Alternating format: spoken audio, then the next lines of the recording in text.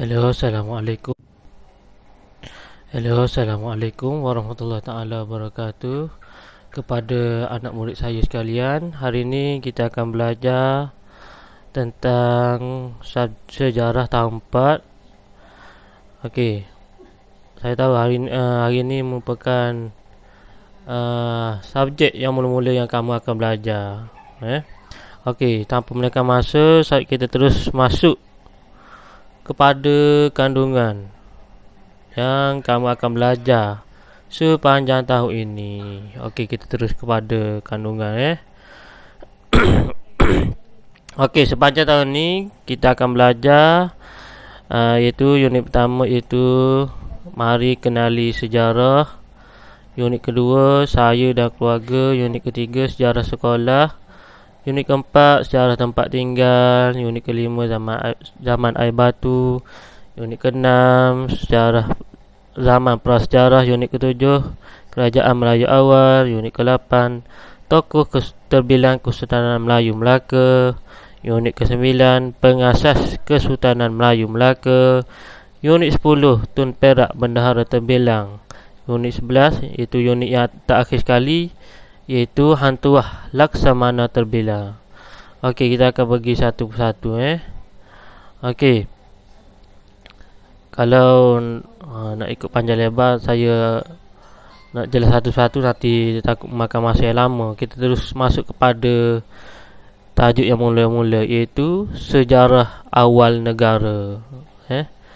Okey, dalam sejarah awal negara ni kamu akan mempelajari pengetahuan asas tentang sejarah. Iaitu unit 1 mengenali sejarah. Okey, dalam unit ni kamu akan belajar tentang apa maksud sejarah, pengertian sejarah dari segi sumber barat, sumber Islam, sumber daripada negara kita sendiri, sumber-sumber sejarah iaitu terdiri daripada sumber primer dan sumber sekunder, dan kaedah mencari sumber sejarah iaitu kaedah arkeologi, kaedah lisan, kaedah bertulis. Okey, setakat tu yang kita belajar ini. Okey, kita pergi kepada tajuk yang pertama iaitu pengertian sejarah. Kita pergi satu persatu. Kita ambil daripada sumber barat dulu. Okey, tapi secara umumnya kita tengok sejarah ialah peristiwa yang benar-benar berlaku pada masa yang lalu. Itu maksud sejarah. Kalau orang tanya apa maksud sejarah, peristiwa benar-benar yang berlaku pada masa lalu. Okey, pengertian sejarah perlu diketahui supaya kita mudah memahami peristiwa sejarah. Kalau orang tak tahu sejarah, dia tak boleh menghadapi masa depan dia. Okey, kita tengok sejarah daripada sumber Herodotus. Dia cakap apa? Tengok, sejarah merupakan penceritaan tentang tindakan manusia dan sebab-sebab mereka melakukannya. Tu daripada Herodotus. Sejarah merupakan penceritaan tentang tindakan-tindakan manusia dan sebab-sebab tindakan manusia dan sebab-sebab mereka melakukannya. Contohnya kita tengok pendudukan Jepun di Tanah Melayu tahun 1942. Tengok tindakan Jepun menjajah Tanah Melayu. Sebab apa mereka jajah Tanah Melayu? Antara sebab utama dia untuk mengaut hasil ekonomi di negara kita. Seterusnya kita tengok Ibnu Khaldun pula dia cakap macam mana. Ibnu Khaldun cakap sejarah membicarakan peradaban manusia dan perubahan yang berlaku. Sekali lagi saya ulang, sejarah membicarakan peradaban manusia dan perubahan yang berlaku. Apa maksud peradaban ni? Kita tengok. Peradaban ialah kemajuan sosial dan kebudayaan sesuatu bangsa. Kemajuan sosial dan kebudayaan suatu bangsa. Kalau sesuatu ada kemajuan di tempat kita, contoh kemajuan dari segi bandar, dari segi perkembangan ilmu, tu maksud dia peradaban manusia dan perubahan berlaku. Tu dari segi Ibnu Khaldun. kita tengok E.H. Carr pula dia cakap macam mana. Sejarah ialah satu proses interaksi antara masa kini dengan masa lampau. Sejarah ialah satu proses interaksi. Interaksi ni maksud dia hubungan antara masa kini dengan masa lampau. Contoh perubahan zaman, contoh perubahan bandar Kuala Lumpur. Daripada zaman dulu zaman sekarang ada perubahan tak? Mesti ada perubahan. Daripada sebuah kuala menjadi tempat orang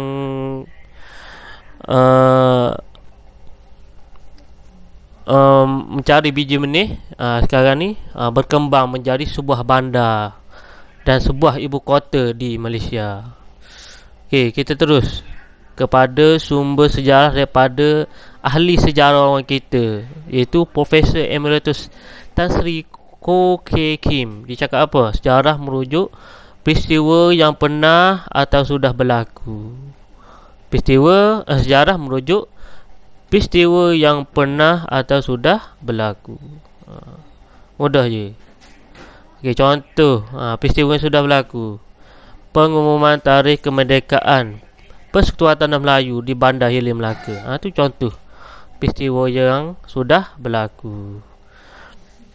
Okey, antara sumber-sumber lain pula kita tengok Dr. Muhammad Yusof bin Ibrahim. Ni antara sejarawan ulung di negara kita. Dia cakap apa? Sejarah merupakan catatan atau rekod sesuatu peristiwa yang berlaku pada masa lalu. Catatan atau rekod sesuatu peristiwa yang berlaku pada masa lalu. Kena ada catatan dan rekod. Kalau tak ada catatan, orang tak panggil sejarah juga, sebab dia tak ada bukti yang kukuh. Okey, kita terus kepada surat seterusnya. Okey, sumber sejarah kita terus. Yang ni kamu akan belajar pada minggu depan. Kita akan belajar secara sempitan selalulah. Sumber sejarah sebenarnya mudah je. Dia terbahagi kepada dua, sumber primer dan sumber sekunder. Okey, kita tengok apa maksud sumber primer. Sumber primer juga dikenali sebagai sumber pertama. Sumber primer berada dalam bentuk asal dan belum diolah. Sumber yang asli, original daripada yang asal. Contoh sumber primer, contohnya fosil. Ni fosil. Fosil ni adalah tinggalan tumbuhan atau haiwan yang terawet. Contoh tulang dinosaur. Ataupun sisa-sisa makanan yang telah dimakan oleh manusia pada zaman dahulu. Itu adalah fosil. Manuskrip apa pula? Manuskrip ni adalah tulisan tangan orang dahulu. Contoh Hikayat Hantuah ataupun Sulalatus Salatin, sejarah tanah Melayu. Kita boleh dijadikan sebagai sumber pertama dalam sejarah kita, sumber yang paling kukuh sekali. Okey, seterusnya dokumen rasmi dan artefak. Contoh artefak ni contohnya hasil ciptaan manusia seperti alat batu, alat untuk memburu, contoh menggunakan alat batu. Tembikar ni ialah peralatan untuk memasak. Senjata dan duit siling. Contoh penggunaan duit siling pada zaman Kesultanan Melayu Melaka. Ni contoh. Kita boleh jadikan hujah pertama nak menunjukkan bahawa negeri Melaka ni wujud pada zaman dahulu. Ni bukti yang paling kukuh sekali. Dokumen rasmi, contoh dokumen yang kita boleh diambil daripada Arkib Negara. Contoh ni, ni surat dokumen rasmi yang mengandungi catatan peristiwa sesuatu peristiwa. Dokumen rasmi mengandungi catatan tentang sesuatu peristiwa sejarah yang telah berlaku. Ni contoh dokumen rasmi. Dokumen rasmi dari segi surat pertukaran hak milik tanah, catatan peribadi, tu dokumen rasmi. Ataupun surat daripada pegawai British kepada Sultan, tu antara contoh dokumen rasmi. Nak mengukuhkan bahawa sesuatu peristiwa yang berlaku, ada bukti daripada sumber prima. Okay, kita pergi kepada sumber sekunder pula. Sumber sekunder ialah penulisan asal yang dihasilkan daripada sumber asal. Dia ambil daripada sumber pertama, dia olah balik menjadi sumber kedua.